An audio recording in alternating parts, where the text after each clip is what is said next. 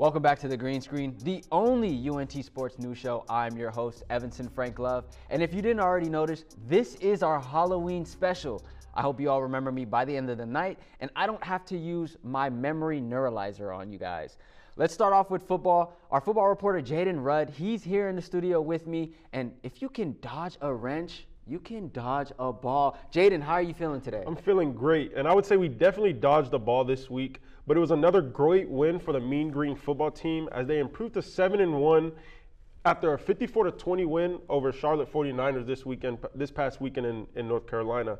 It was a record-setting night for Drew Mestemaker, who I want to highlight very much right now, throwing for 608 yards and 4 touchdowns, breaking and setting the UNT and American Conference single-game passing record.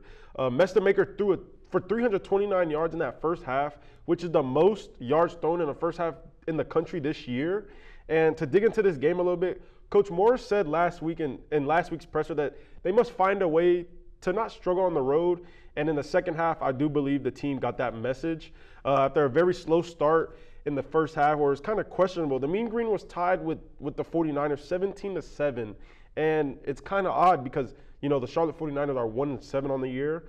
But Mestemaker was still able to throw, like I said, 329 yards for 2 touchdowns, but they could not find the end zone as much as they wanted in that first half. I would say this first half was highlighted by Cam Dorner's 41-yard receiving touchdown, which he caught that in our first drive, which was amazing. A 6-yard touchdown pass that was caught by Hawkins. And again, what a great half on the throwing for Mestemaker. But opening the second half, we see the defense step it up. A fumble by North Texas, though, gave Charlotte the ball back to where they were able to take the lead 20-17, but the Mean Green offense took off, scoring 37 unanswered points after that field goal by Charlotte. The defense had a great second half, forcing a punt or turnover on downs on Charlotte's last 6 drives of the game, setting up the offense for those points. We see Kiefer Sibley leading the ground game with 71 yards and 2 touchdowns, with both of those touchdowns coming in the second half, where he had one in the third, but that opened up the 37-point half. And then we see him scoring a 45-yarder in the second half, breaking free. He broke off for that 45-yarder, like I said, in the fourth, but we've seen the offense become lights out. Mestemaker found Wyatt Young for a 70-yard pass, and then one of the nation's favorite true freshman caught another 7-yard pass for a touchdown. And the 608 yards didn't come easy, but everybody was accounted for during this game. We see 3 different receivers for the North Texas offense breaking over 100 yards. We had Wyatt Young, 9 catches for 190 yards, Cameron Dorner, 7 catches for 117 yards, and then Landon Sides, those 5 catches for 114 yards. It was an incredible game, a little bit of a back and forth in that first half, like you talked about, but the defense, like you said, they stepped it up in the second half, and what a night for Mestemaker. Yes. Now, my question for you is, what key takeaways are there leading into this game this weekend against Navy? Because you go into that game, if I'm Navy, I'm watching the first half of the game, and I'm just like, wow, you know, this is a team that we can really take advantage of, you know. So what key takeaways? I think much of it this year, UNT has been working on building consistency under its offense and the coaching staff. I mean, you know, first-year defensive coordinator Skylar Cassidy has been great for this team. You know, our defense has been a lot better than what we've had in recent years. And I would say offense is looking to keep Navy on their toes, trying to find ways to catch their defensive backs lacking. I would say, you know, their defensive front is good. They have a good rush defense, but that defensive back and the pass defense is where they're kind of lagging at. They're allowing 256 yards a game, so I would say Mestemaker has to attack that early. Our offense has put up 30-plus points in pretty much all of our games this year. We've had 2 back-to-back 50-point games, and that marks our 4th 50-point game this year. So keeping that consistency on offense is what we need to focus on. And then on defense, I do say we've had our ups and downs. We've seen going into Army overtime win, going over to Western Michigan was another overtime win, and then the first half of this game was kind of rocky. But I do say the key to their success would be limiting those big turnovers or limiting big plays and forcing turnovers. And head coach Eric Morris does have a plan set to do so. obviously, and playing a team that's this creative on offense. This quarterback can hurt you with his feet. They're creative, and they do a bunch of cool play action stuff off of the run game. Once they get it going, they shift, they motion, they get electric players. And so just for us to stay in this tunnel vision mindset right now this week. And then obviously knowing that a bye week's coming up where we need to, get healthy a little bit and let some of these older veteran guys rest. I thought today was a great start on a Tuesday practice. Obviously, we'll have to come back and correct some stuff on a Wednesday and be able to get everything firing on all cylinders to give us a chance to win this game. So, Jayden, do you think UNT can handle the physicality and discipline of a service academy type opponent and still implement their offensive game plan? I think so, yes. I mean, we've seen it earlier in the year with Army. We were up in that game before Army kind of made a push to force the overtime, but we did see, the fight at the end of the game for our team to sneak out with that win. But the linebacker core for our team has been great this year in tackling. I know they're looking to chew up the field. Navy's looking up to chew up the field with the run game, and they're going to throw in those sneaky passes. But again, we have 3 of the highest graded linebackers in all of college football in Ethan Weslowski, Shane Witter, and Trey Fields. And I do believe we do have the physicality to get the stops. But I think the biggest thing for us in containing those big plays is stopping the run within the first yard or 3. Our defensive line has kind of been, you would want to say probably like our weak point of our defense, because once they make it past the linebackers and the defensive line, it's really just open field. However you want to place your defensive backs, your safeties. But I do not want the defense to get caught lacking on potential pass plays.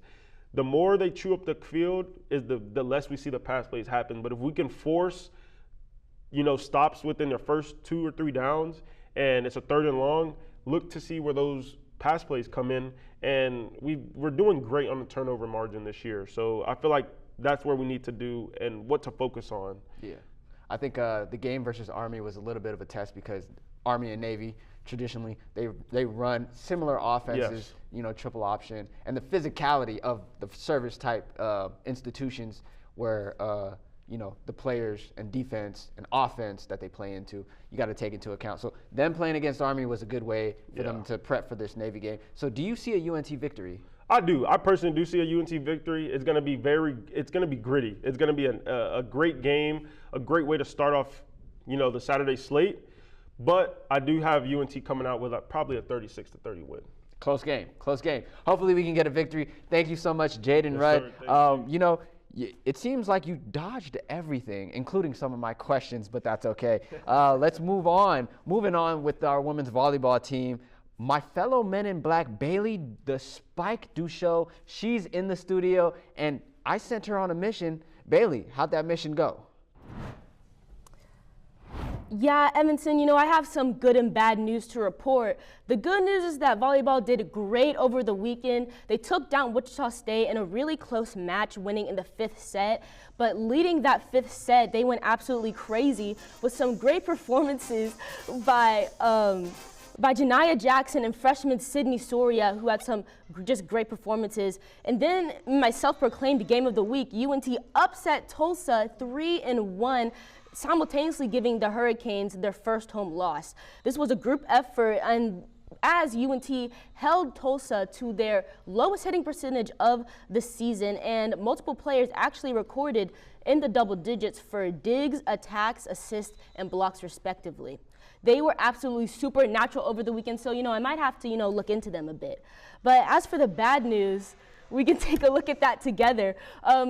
As you can see on screen, UNT did great in the first 2 sets against ACU, but in the 3rd set, they just lost their footing, and the mistakes that they made, they just could not bring it back up. And so ACU ended up pulling off an absolutely devastating reverse sweep on our girls. And they actually have an upcoming, next Friday, they have a game against the current #1 in conference, Rice University. I asked Coach how he's feeling about that game after this loss. Let's see what he has to say. Yeah, Rice is a really good team, and it's going to be a good test for us. And if we play like we did tonight, it's going to be a quick visit. But if we played like we did at Tulsa and Wichita State, it's going to be a fun match, and it's going to be a competitive match. And we just individually have to find that consistency. And then if the individuals start finding that consistency, the team will. And then I've never walked into a match thinking we had no shot at winning. And so that's my goal when we go to Rice, is that let's go out there and get a W. Yeah, Rice is definitely going to be a game to look out for. But in the meantime, starting tomorrow, UNT has some rematches that they got to take care of.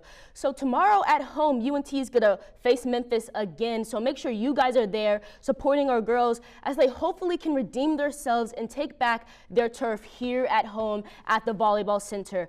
And then on Sunday, they're going to, head, down to San Antonio for part 2 of that rivalry game, where the girls can show UTSA who the best bird is.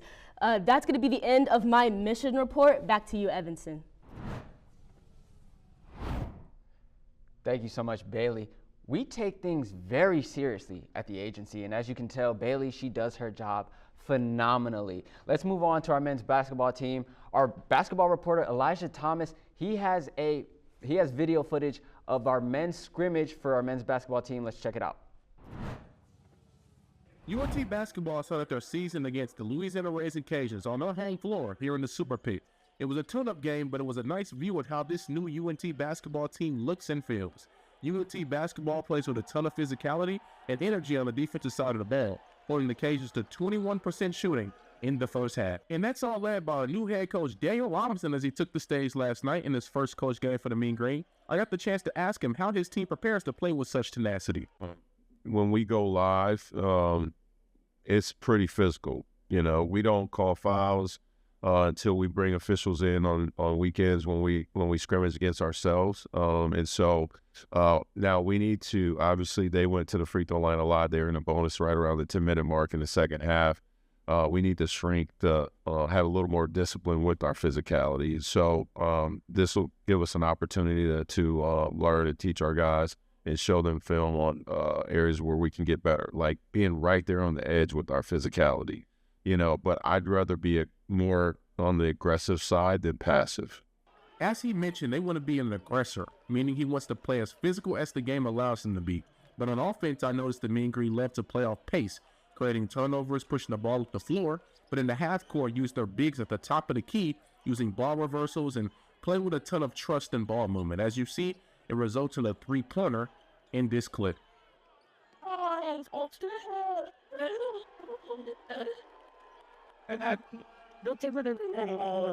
In order to play this brand of basketball that was displayed last night, you need athletes who are bought into the points of emphasis coaches giving. It takes effort, energy, and toughness to be in a Mean Green uniform. And we got to hear what it takes to play Mean Green basketball last night. We got a bunch of dogs. We got a bunch of guys that's going to guard, do the dirty stuff. Everyone's willing to play for one another. I mean, looking at the box score, it was really spread out in terms of the scoring, and then everybody was playing really hard. So I was just really excited for this team. I'm just happy with the win. UNT picked up a win in the first preseason opener, 61-47 against the Cajuns. They play again November 3rd against New Mexico Highlands right here at the Super Pit. We're glad to see you there. Thank you so much, Elijah. Speaking of basketball, our women's basketball reporter, Mason, a.k.a. Perry the Platypus Garcia, is at the press conference right now. And to get updates on that, check out our Instagram, UNT Green Screen. Again, that's UNT Green Screen to get updates on our women's basketball team. They have a press conference right now. Let's move on to our women's golf team, who just finished up their last game of the season. They finished third place at the Bear Brawl at Ridgewood Country Club in Waco on Tuesday. Senior Mason Lewis, she led the way for the Mean Green in the 36 hole at the one-day event as she finished third on the individual leaderboard. And then our junior Bouquet Subsumboon also had a strong tournament, and she finished 7th overall with a 142 plus 2. It's her third career top 10 finish, and UNT, we fell only behind number 4 Texas A&M. They took home the Bear Brawl title on Tuesday, and number 15 Baylor, who hosted the tournament, our Mean Green women's golf team, they'll be back in action on January 18th with a duel versus Houston Christian before the beginning of the Puerto Rico Classic in February. Congratulations on their season. I know they were about to be on vacation with our men's golf team. They were probably close to being on vacation with me if I had missed this week also, but we did not. Let's move on to our women's soccer team. We have a killer costume in the studio with me. It is Freddie Fazbear. He looks a lot like Jake Broom.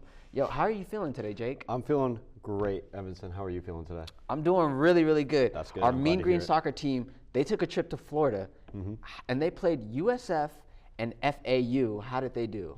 It was a great, great trip for the UNT soccer team, getting 4 points throughout the trip with a tie to USF and a win against FAU. First of all, we played USF first with a 1-1 draw. Lena Arneth was out of the lineup due to an injury, so, you know, strong goalkeeper not in the lineup, that's not really good. But we did have another strong goalkeeper, Hicks Bishop, in the net for both of these games.